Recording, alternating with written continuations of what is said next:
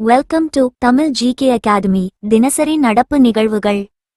உலகின் முதல் AI cabinet அமைச்சரான டீல்லாவை அல்பேனியா நியமித்துள்ளது. பொது கொள்முதலை நிர்வகிக்கும் பொறுப்பில் உலகின் முதல் ஏஐ பவர்டு கேபினட் அமைச்சரான டீல்லாவை நியமித்து அல்பேனியா வரலாறு படைத்துள்ளது.